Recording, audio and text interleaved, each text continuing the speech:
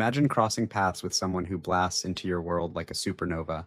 Magnetic, intense, impossible to ignore.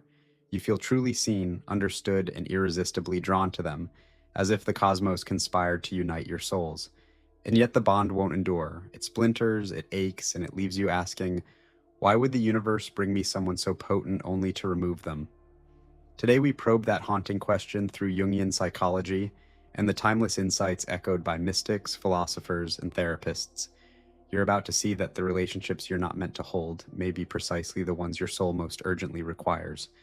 This isn't a typical love tale. It's the story of you, your shadow, your growth, and the unseen architecture of the psyche that shapes whom you draw in and why. Think of someone you loved or believed you loved deeply, yet the relationship still unraveled. What if I said you didn't meet by accident and their purpose in your life was never permanence but awakening?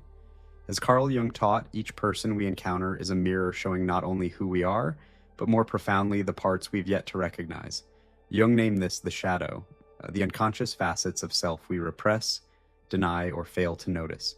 Such relationships, piercing, intense, and often brief, act as shadow activators. They stir inner currents, desire, insecurity, hope, fear. They spotlight wounds we assumed were healed, or ones we never knew existed. They make us feel vibrantly alive while simultaneously unsteady. You might ask, why would love arrive as pain? Yet perhaps it isn't pain at all, but revelation. When someone awakens your shadow, what unfolds is a confrontation with your inner self, the portions buried by childhood conditioning, trauma, fear, or society's expectations. You're not merely falling for a person, you're falling into yourself. And the ones who ignite this process aren't meant to be forever, they're meant to be mirrors. This is what Jung called projection, unconsciously placing our unlived potentials, fears, or desires onto another. You don't just see them, you see yourself reflected in the glow of unmet needs. Have you ever been inexplicably pulled towards someone emotionally unavailable, or someone who felt both terrifying and exhilarating? Such people signify not conventional romance, but transformation. Jungian analyst James Hollis puts it plainly, the aim of relationship isn't happiness, it's transformation. Seen this way, the universe isn't cruel for sending someone you can't keep. It's deliberate. It sends the one who cracks you open, not to shatter you, but to reveal you. That devastating moment when the bond ends isn't the finale, it's the beginning of something more sacred, the return to yourself. Because truthfully, there are parts of us we'd never face unless someone else brought them up. Sometimes we require the friction, the heartbreak, the longing. These act like emotional chisels, carving character and shaping the soul. The not meant to be people compel us to ask the questions we've dodged for years. Why do I hand over my power? Why do I hunger for validation from those who withhold it? Why do I feel unworthy when someone doesn't choose me? And when you sit with these questions, not in blame, but in curiosity, you begin reclaiming the scattered pieces of your psyche. You start to recognize that this person didn't destroy you, they revealed you. The key, however, is your willingness to look. Many of us miss the message because we're trapped in the ache of loss. We cling to the myth that this person was the one, when in truth they were the catalyst. They arrived not to fulfill a fantasy, but to dismantle it so something truer could arise. Can you feel how this reframes everything? You were never punished. You were being initiated. Now I want to pose something that may be uncomfortable, yet necessary. Is there someone from your past who left but never left your mind? Not for who they were, but for who you were with them. What part of you did they stir, and have you integrated it? Or are you still chasing the ghost of an unlearned lesson? Your insights can illuminate the path for fellow travelers on this journey. And remember, we're only beginning. Next, we'll explore why such bonds feel spiritual, even fated, and why that doesn't guarantee they'll endure. We'll examine soul contracts, archetypes, and the ways your unconscious employs relationships as rites of evolution. What if the most searing relationships in your life weren't accidents, but sacred assignments? And then we often talk about fate, soulmates, and divine timing, yet rarely grasp what underpins those ideas. Carl Jung believed the psyche is not only personal, but also collective, archetypal. This means every story we live is both intensely individual and universally shared. Your heartbreak belongs to you, and it also participates in a larger myth unfolding through you. Nowhere is this clearer than in connections that feel destined yet end in devastation. You may know the term soul contract, the notion that before birth, our souls choose certain people to meet, sometimes not to love forever, but to learn something lasting. Jung might not have used that phrase, yet the concept is deeply Jungian. He spoke of archetypes, universal symbols and behavioral patterns residing in the collective unconscious. We all bear the lover, the child, the hero, the wounded healer, and in relationships, these archetypes awaken and collide.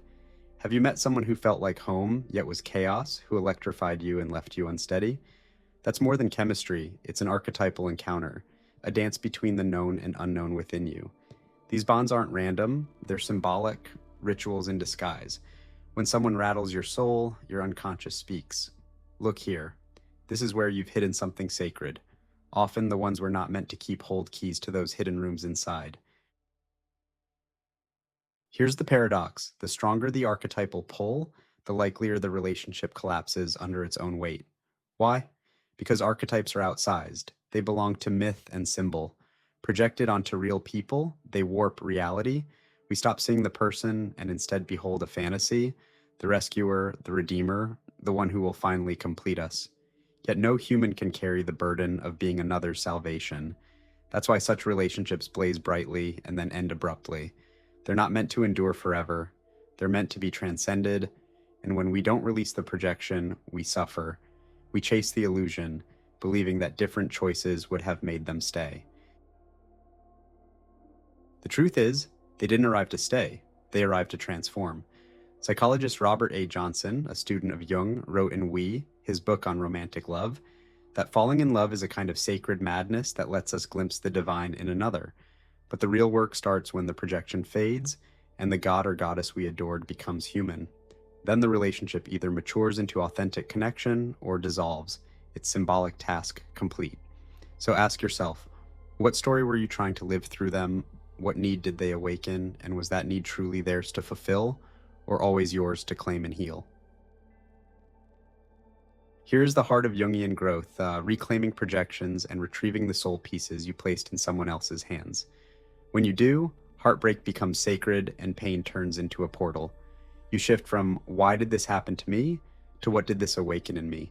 And that shift is everything, because we're not only here to find others, we're here to find ourselves through them, and ultimately within. Still, the question lingers, why does it feel so real, so deep, so irreplaceable if it's not meant to last? The answer rests in your soul's curriculum. Not all love endures, but all love instructs. The universe teaches through longing and loss, through symbols, dreams, and encounters that push you past the surface of identity. We don't grow when life is easy. We grow when something ruptures, when the ground cracks, and we rebuild from within. These soul-shaking bonds are meant to accelerate that work, to collapse illusion and draw you nearer to your true self, but only if you'll turn inward. Jung taught that the path to wholeness, individuation, demands confronting the unconscious, and relationships are among the most potent arenas for that meeting. Every love, every heartbreak, every trigger is a dispatch from your deeper self. The one you couldn't keep was a messenger, not because they were flawless or you failed, but because your soul had something to remember through them. And now that they're gone, the message still reverberates. Will you listen, or keep pursuing the same lesson in a new disguise, hoping for a different ending? This is the crossroads. One road repeats, the other transforms. Which are you walking? Let's go deeper. We'll examine the unconscious patterns that keep drawing you to similar people and how to interrupt the cycle. We'll discuss attachment styles, inner child dynamics, and how to rewrite your relational blueprint from the inside out. Your story matters, and someone else may need to know they aren't alone. We often treat love as a mystery outside us, something to find, something that simply happens. But what if love, especially the kind that wounds, isn't random at all? What if you're not just meeting people, but encountering parts of yourself wearing another's skin? The ones who magnetize you, especially those you can't keep, aren't accidents. They're patterns, reflections, coded messages from your unconscious. And until you decode them, you'll keep living the same relationship in new forms again and again. Carl Jung observed that everything that irritates us in others can lead to self-understanding, and that includes lovers, especially lovers. So let's talk patterns. Why do you attract the same type even when you swear you want something different? Jungian psychology reminds us we aren't fully conscious of our motives. The ego, the conscious mind, imagines it's in charge, while beneath it lies the unconscious, a vast store of memories, fears, desires, and wounds. And it's in this hidden terrain that our relational templates take shape. If early love was inconsistent, unsafe, or conditional, your inner child learned that love must be earned, chased, or feared. Unless that injury heals, you'll unconsciously seek familiarity, not because it brings joy, but because it feels like home. Attachment theory names this anxious or avoidant styles, and Jung would call it a complex, a cluster of emotional associations rooted in early trauma.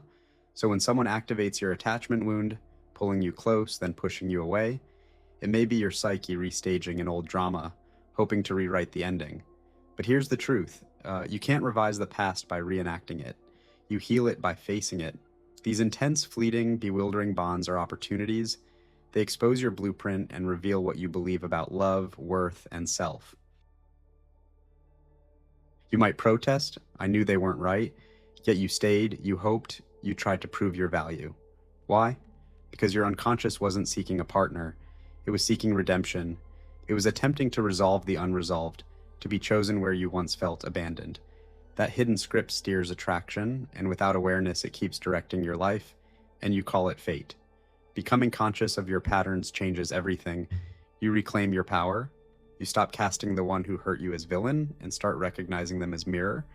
You cease blaming the universe and begin listening to its messages.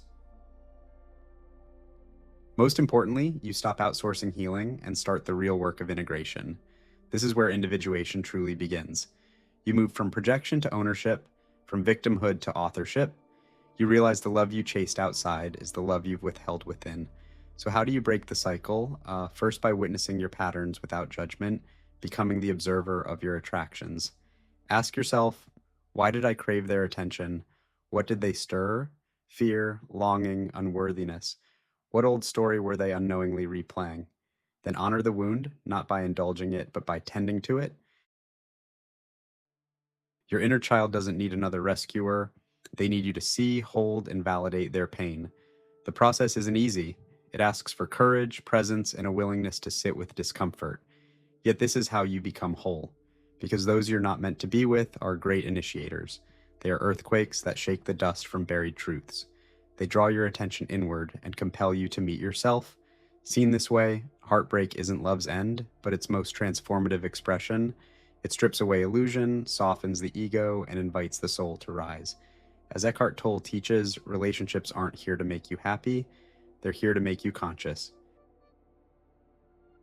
Let that truth settle. This isn't about blame, but awareness, about breaking the spell of repetition and standing in who you are. So love flows from fullness, not lack. So let me ask, what emotional script have you been replaying in your relationships? What would it look like to release that narrative and write a new one? Who might you become if love were no longer proof of worth, but an expression of wholeness? This is how healing begins. Not alone, but together. Next, we'll complete this passage. How to integrate painful relationships into spiritual growth, rewrite unconscious beliefs, and reopen your heart without losing yourself. Because the final insight may redefine what it means to be truly free. There comes a moment after heartbreak, after pain, when silence returns. It's quieter now. The chaos has passed, the person is gone, and in the stillness, one question remains. What do I do with love that has nowhere to go? This is where transformation truly begins. You've stared into the mirror of a relationship that didn't last. You've seen your projections, wounds, and unconscious patterns. You've realized the universe didn't send them to complete you, but to awaken you, to call you back to yourself. Yet awakening alone isn't enough. Now comes the deeper work of integration. Carl Jung taught that wholeness isn't found by avoiding pain, but by embracing contradiction, light and shadow, joy and grief, love and loss. Integration means making room for it all, without clinging or resistance.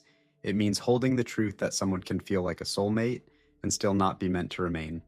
It means recognizing that love doesn't always arrive as a lifelong partner. Sometimes it comes as a lesson, a threshold, a mirror.